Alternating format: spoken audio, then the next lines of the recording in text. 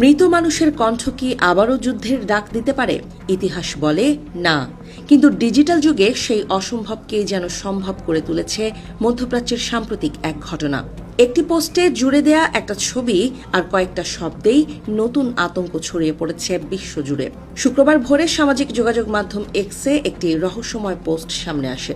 পোস্টটি করা হয় ইরানের সর্বোচ্চ নেতা আয়াতুল্লাহ আলী খামেনির ভেরিফাইড অ্যাকাউন্ট থেকে। বিষয়টি আরও বিস্ময়কর এই কারণে যে কয়েকদিন আগেই তার মৃত্যুর খবর ছড়িয়ে পড়ে আন্তর্জাতিক গণমাধ্যমে, অথচ সেই অ্যাকাউন্ট থেকেই হঠাৎ করে দেখা যায় একটি ক্ষেপণাস্ত্রের ছবি এবং কয়েকটি ছোট কিন্তু ভয়ঙ্কর শব্দ। ফার্সি ভাষায় লেখা ছিল, খোররাম শাহর মুহূর্ত এখন দিগন্তে।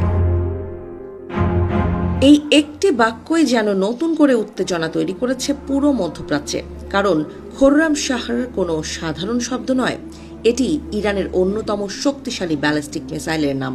প্রায় ১৩ মিটার লম্বা এই মিসাইল ১,০০০ থেকে ২,০০০ কিলোমিটার পর্যন্ত আঘাত হানতে সক্ষম। মুহূর্তেই শত্রুর আস্তানা গুঁড়িয়ে দেওয়ার ক্ষমতা সম্পন্ন প্রায় ১,৮০০ কেজি ওজনের ওয়ারহেড বহন করতে পারে এই অস্ত্র। পোস্টে থাকা ছবিতেও ছিল একই ধরনের ইঙ্গিত। সেখানে ফার্সি ভাষায় লেখা ছিল, এই অস্ত্র ইরানের তরুণদের হাতে তৈরি এবং এটি ইহুদিবাদী শাসনের হৃৎপিণ্ড গুঁড়িয়ে দিতে সক্ষম। বিশ্লেষকদের মতে এটি কেবল একটি প্রতীকী বার্তা নয়, কারণ পোস্টটি আসার মাত্র একদিন আগেই ইসরায়েলে ঘটে যায় একটি বড় হামলা।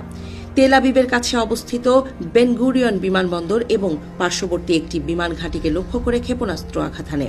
ইসরায়েলি সামরিক সূত্র বলছে, হামলায় ব্যবহার করা হয়েছে খোররাম শাহর 4 ধরনের মিসাইল। ইরানের সামরিক বাহিনীও পরবর্তীতে এই হামলার দায় স্বীকার করেছে বলে বিভিন্ন প্রতিবেদনে দাবি করা হচ্ছে। তাদের বক্তব্য, প্রায় ১ টন বিস্ফোরণ বহনকারী মিসাইল সরাসরি ইসরায়েলের গুরুত্বপূর্ণ অবকাঠামোকে লক্ষ্য করে নিক্ষেপ করা হয়েছে। এই ঘটনার পর থেকেই তীব্র উদ্বেগ তৈরি হয়েছে যুক্তরাষ্ট্র ও ইসরায়েলের নিরাপত্তা মহলে। ওয়াশিংটনে রাজনৈতিক উত্তেজনাও বাড়ছে। বিশেষ করে সাবেক মার্কিন সামরিক কর্মকর্তারা প্রশ্ন তুলেছেন প্রেসিডেন্ট ডোনাল্ড ট্রাম্পের ঘোষিত সামরিক পরিকল্পনা নিয়ে।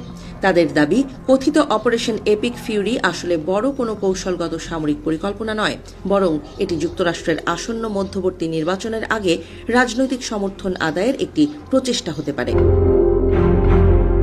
এই পরিস্থিতিতে সবচেয়ে বড় রহস্য দাঁড়িয়েছে একটি প্রশ্ন, যদি খামেনি সত্যিই মারা গিয়ে থাকেন তাহলে তার এক্স অ্যাকাউন্টটি পরিচালনা করছে কে? কেউ কেউ মনে করছেন ইরানি বাহিনীর ভেতরের কোনো কট্টরপন্থী গোষ্ঠী এই অ্যাকাউন্ট ব্যবহার করছে। আবার অন্য বিশ্লেষকদের মতে এটি হতে পারে এক ধরনের মনস্তাত্ত্বিক যুদ্ধ, যেখানে মৃত নেতার ডিজিটাল উপস্থিতিকেই ব্যবহার করা হচ্ছে ভয় এবং বিভ্রান্তি তৈরি করার অস্ত্র হিসেবে। এর প্রভাব শুধু রাজনীতিতেই সীমাবদ্ধ নেই, বিশ্ববাজারেও এর প্রতিক্রিয়া দেখা দিতে শুরু করেছে। বিশেষজ্ঞরা আশঙ্কা করছেন, মধ্যপ্রাচ্যে উত্তেজনা আরও বাড়লে বৈশ্বিক তেলের বাজারে বড় ধরনের অস্থিরতা তৈরি হতে পারে। ভারত মহাসাগর থেকে শুরু করে লোহিত সাগর পর্যন্ত বিভিন্ন নৌপথে ইতোমধ্যেই সামরিক তৎপরতা বাড়ানো হয়েছে। এমনকি ভারতের কিছু নৌঘাঁটি ব্যবহারের গুজবও ছড়িয়ে পড়েছে, যদিও সেই তথ্য এখনো নিশ্চিত হয়নি।